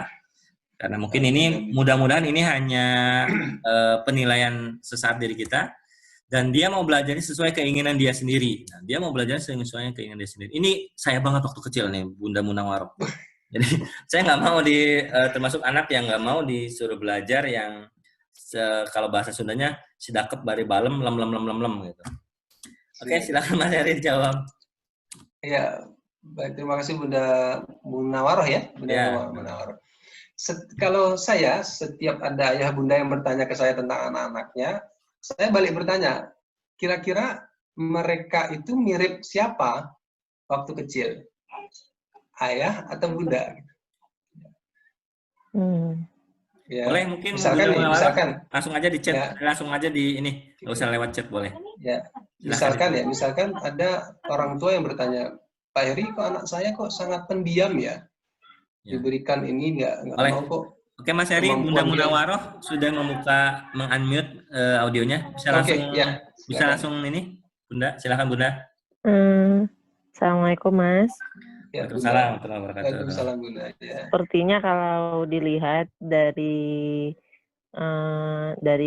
waktu papanya kecil sepertinya. Kalau kata papanya sih. Iya. Papanya ada ya sebelah ya? Ada. Oh ada, ya. Oke. Nah, kalau bagi saya pribadi, ya misalkan kita membahas tentang kepribadian, itu coping tadi, misalkan anak kita kok marah, Pak Heri anak saya kok pemarah sih gitu. Saya langsung nanya, marahnya mirip siapa gitu, mirip ayah atau ibunya. Itu berarti dia mengcoping gitu, dia mengcoping. Gitu. Nah ketika memang anak-anak kita, contohnya Bunda Munawaroh, kok malas sekali belajar gitu. Kita jangan buru-buru untuk menilai dari internalnya dia. Gitu. Coba kita perluas lagi dari eksternalnya dia gitu. Apakah ada faktor eksternal yang membuat dia memang malas untuk belajar? Tanyakan faktor gurunya, faktor sekolahnya, gitu ya, faktor pelajarannya, gitu. Tapi sebelum kita menanyakan faktor-faktor itu, kita tanyakan, Dek, kamu lebih senang belajar tentang apa? Gitu. Ya. Kemarin waktu di bulan puasa kita membahas tentang personal model canvas ya. Jadi sering-seringlah bertanya kepada anak kita, Dek, kamu senang dan suka dan bisa belajar tentang apa? Gitu. Nah, ini salah satu cara kita untuk mendeteksi potensi anak-anak kita. Tanyalah setiap hari, setiap saat, mereka bisa dan suka tentang hal apa, pelajaran apa. Jadi kalau misalkan dia menjawabnya, aku nggak suka belajar, nggak suka yang mana, gitu. Bukan berarti kita langsung kepancing emosi. Kamu nggak belajar sih, Dek. Kenapa, Dek? Kamu malas, nggak kayak kakakmu, nggak kayak panjang lebar. Tanyakan dulu, kamu bagian mana yang nggak suka belajarnya. Kita mencoba untuk mereduksi keyakinan dia, mereduksi kesimpulan dia tentang diri dia, tentang belajar. Ya, begitu. Bunda, Ya. putranya yang dimaksud Ahwat atau Iwan ya? Putri. Putri ya? Oh, Putri. Ahwat. Ahwatnya. Oke. Jadi Kelas berapa dia itu, suka Bunda? TK sih. Oh, TK ya. TKB. Cuma dia selalu membandingin enak jadi adik gitu. Kalau adik selalu bener. Terus adik boleh main. Kalau dia nggak boleh main. Terus kalau kita bilang, lihat tuh adik kayak gini. Dia suka marah juga. Jangan banding-bandingin. Dia udah bisa ini. Betul, Bun. Udah bisa komplain. Malah dia pengennya jadi anak bayi lagi. Jadi adik. Dia bisa disayang-sayang, dimanja, dibandingin dia. Dimarah-marahin katanya. Iya. Kalau mendengar cerita Bunda dari dialog ini, saya merasa kok sang putri itu punya kemampuan komunikasi yang bagus ya. Benar. Komunikasi, kemudian analitikalnya jalan ya. Kemudian dia bisa persuasif ya pendekatan. Bisa jadi dia suatu saat bisa menjadi pengacara, bisa menjadi pebisnis, bisa menjadi public speaker ya, trainer yang dia bisa mempersuasi pembicaraan dia gitu. Nah, lihat dari sisi itunya.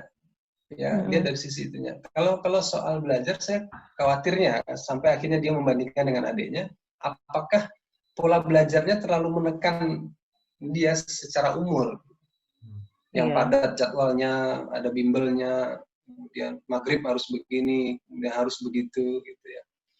Apakah ada jadwal padat begitu, Bunda? Iya, sepertinya Mas. Soalnya kan ini kebetulan si kakak, kan kita panggilnya si kakak nih anak nomor 1. Iya. Nah, si kakak ini sekolahnya kan sekolahnya di sekolah tahfiz itu loh Mas. Iya. Full day ya? Full day atau boarding ya Bunda? Gimana Mas? Full day atau boarding? Full day Mas. Full day. Jadi si kakak suka ini dari awal masuk pas pertama kali Bunda masukin dia nyaman. Di akhir-akhir dia mulai kayaknya tipenya anaknya nggak suka di harus gini, hafalannya harus sekian, sehari harus sekian gitu loh Mas. Iya. Tipenya. Tapi kan sampai dia bisa mengikuti ya Bunda ya?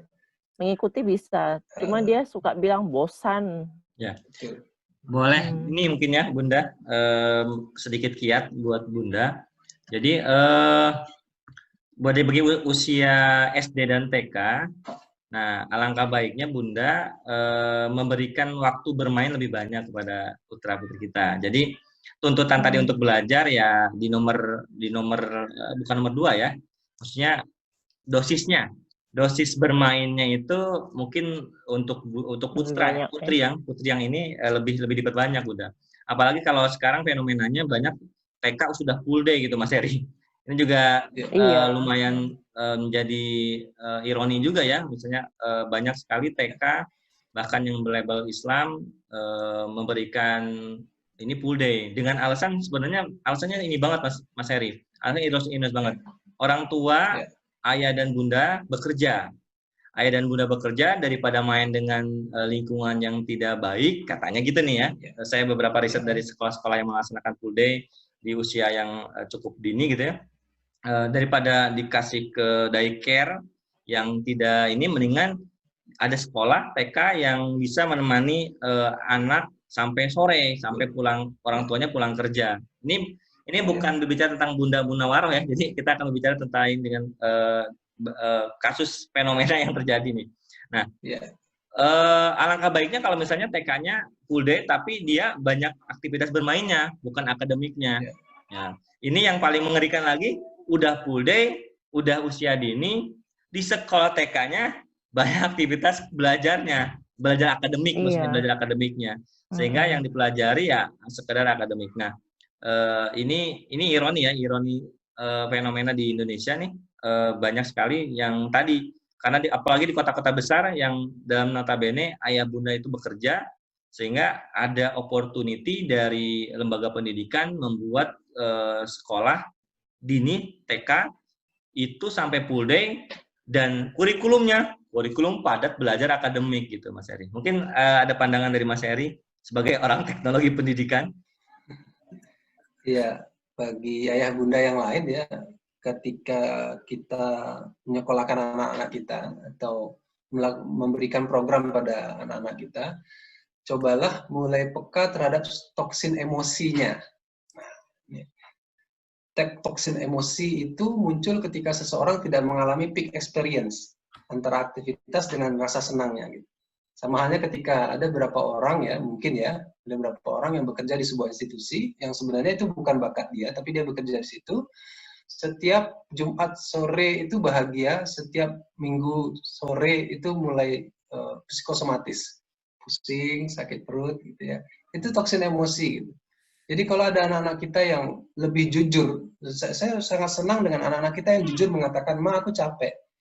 Ma, aku lelah." Itu perlu dihargai. Karena apa? Karena dia bisa mengatakan sesuatu yang dia rasakan. Itu penting tuh. Betul. Makanya kita perlu menjaga keterbukaan tadi. Be pleasant person tadi. Menjadi orang tua yang menyenangkan agar apa? Agar kita menghindari ketertutupan informasi dari anak-anak kita. Kalau anak-anak kita menutup informasi, kita hanya akan menebak-nebak, kemudian meledak suatu saat. Jadi beruntunglah bagi kita punya putra-putri yang cenderung terbuka ya, berani bernegosiasi. Bagi saya itu menarik. Ya, hebat ya. Kita akan menemukan titik tengah solusinya. Hebat banget bisa mengatakan, hebatnya bisa mengatakan itu ya Mas Heri. Bunda, aku nggak suka disuruh belajar. Bunda, aku nggak suka. Bunda membanding-banding itu udah suatu kemampuan yang luar biasa menurut saya. Jadi itu spesifikasi yang ayah bunda mungkin wajib diketahui, itu spesifikasi positif ya. Bunda, aku nggak suka. Bunda, aku nggak suka. Bunda marah-marah sama aku. Aku nggak suka Bunda membandingkan apa. Dia mengekspresikan emosi rasanya kepada seorang orang tuanya, itu udah kemampuan yang luar biasa ya Mas Heri ya. Jadi tadi yang disebut Mas Heri tadi punya potensi yang luar biasa ke depannya kalau misalnya ini dijaga dengan baik. Bagaimana dia mengekspresikan rasa yang dimilikinya. Oke, kita beralih ke ayah bunda yang lain. Satu lagi. Boleh Mas Heri, boleh. Ya, untuk Bunda Muna, biar sang kakak tidak begitu banyak toksin emosinya, bisa jadi di akhir pekan ya, berikan porsi aktivitas fisiknya lebih banyak, berenang, berlari, ya. Pokoknya aktivitas fisik menguras adrenalin. Karena apa? Karena itu cara memperbaiki toksin emosi tadi. Di alam kah, ya, berenang kah, ke sawah kah, ya, kemana kah, yang itu tidak ada program tentang belajarnya, tapi memang dia dibebaskan untuk mengeluarkan toksin-toksin emosinya dengan aktivitas fisik.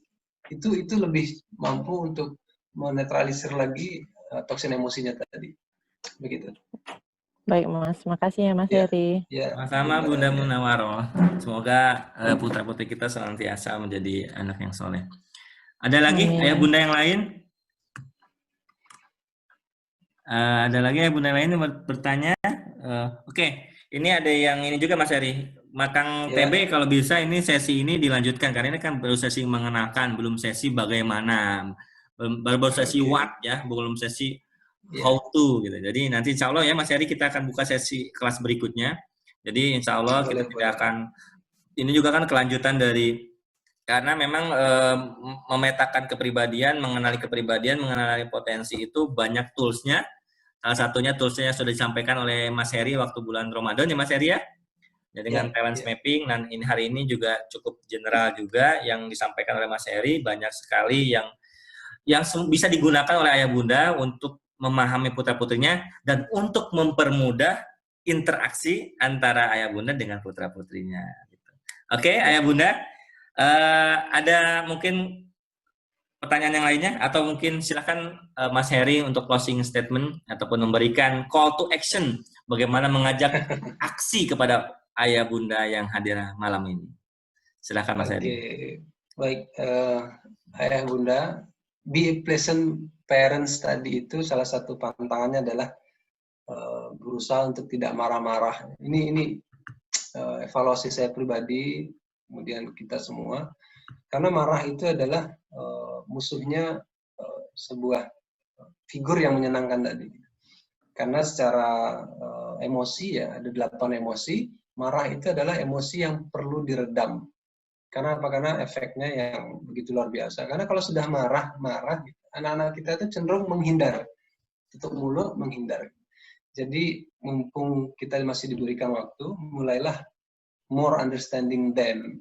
Mulailah memahami mereka dengan dalam, dengarkan setiap bisikan mereka, perhatikan setiap gerak-gerik tubuh mereka, bisa jadi ada pesan yang tersirat agar kita jauh lebih memperhatikan mereka, memberikan kasih sayang lebih kepada mereka. Begitu ya Bunda, terima kasih. Luar biasa Mas Heri, terima kasih banyak, jazakallahu khairan katsiro. Ada statement yang sangat menarik di sesi malam ini adalah, kita mungkin orang tua ataupun seorang bapak ketika mau beli HP ataupun laptop, memahami speknya. Ini speknya bisa kameranya sekian giga, ini RAM-nya sekian giga, ini kemampuan fitur-fiturnya lainnya. Namun sangat lemah sekali ketika disuruh membicarakan spek positif dari putra-putrinya.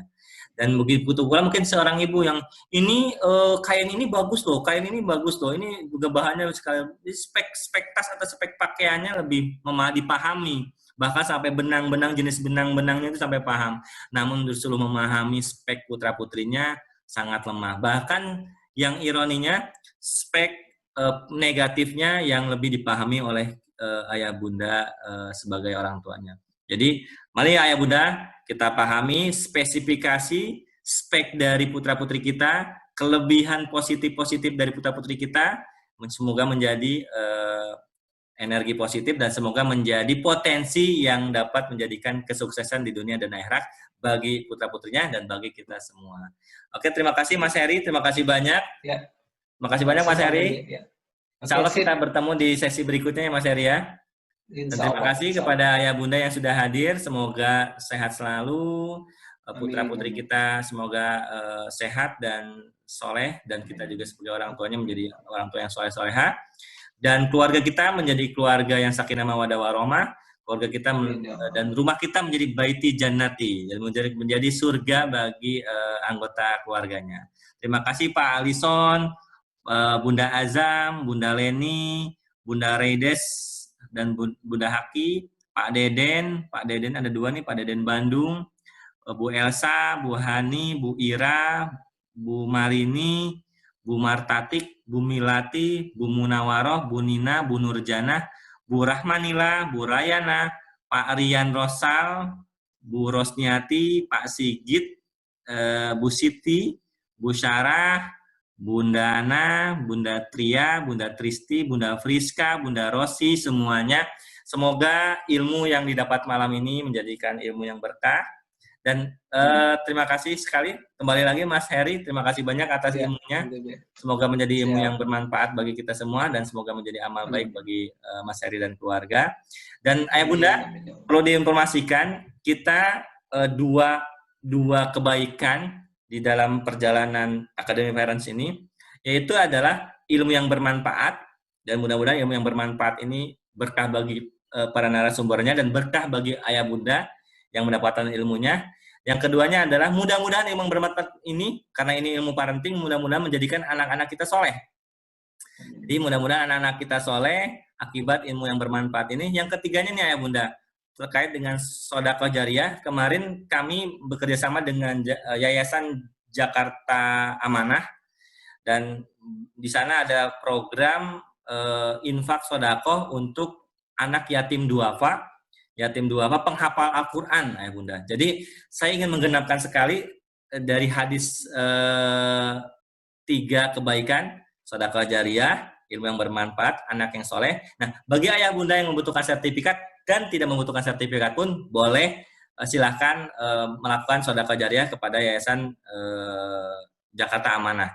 Link untuk sertifikat, link untuk sedekahnya, rekening segala rupanya ada di grup parenting online. Silakan ayah bunda untuk menyempurnakan 3 kebaikan yang insya Allah akan kita bawa di akhirat nanti, dan untuk dunia yang setelah di dunia ini gitu ya, alam yang setelah di dunia ini, mudah-mudahan 3 kebaikan itu kita bawa ke sana. Terima kasih banyak Mas Heri. Salam buat keluarga di Pekanbaru. Mudah-mudahan Pekanbaru senantiasa sehat selalu. Ya, ayo bunda, kita pamit. Jazakallahu khairan katsira. Kita tutup dengan doa akhir majelis. Subhanaka Allahumma wa bihamdika asyhadu an la ilaha illa anta astaghfiruka wa atubu ilaik. Assalamualaikum warahmatullahi wabarakatuh. Waalaikumsalam. Assalamualaikum warahmatullahi wabarakatuh. Yang TB. Ya, makasih Pak. Makasih ya bunda. Makasih Mas Heri. Ya, makasih Kang TB. Ya. Ya, Bu Mila, Bu Mila ya. Dari keringat ayah, kita pernah pengorbanannya. Malam ini insya Allah materinya akan insya Allah materi malam ini akan kita share di grup parenting online ya. PowerPoint-nya ya Mas Heri, nanti boleh di-share. Nanti kita akan share kepada ayah bunda, dan recordnya nanti insya Allah kita akan posting di YouTube video malam ini. Mudah-mudahan ke-record ya, jangan sampai malam-malam sebelumnya yang nggak sempat ke-record. Terima kasih Mas Heri. Jazakallahu khairan katsiran. Takkan kau temui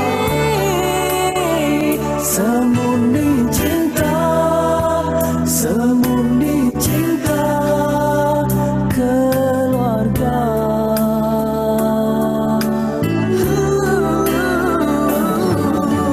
Bahagia seluruh semesta bermula dari keluarga, dari titisan susu ibu tercinta, mengalirlah sungai kasih abadi.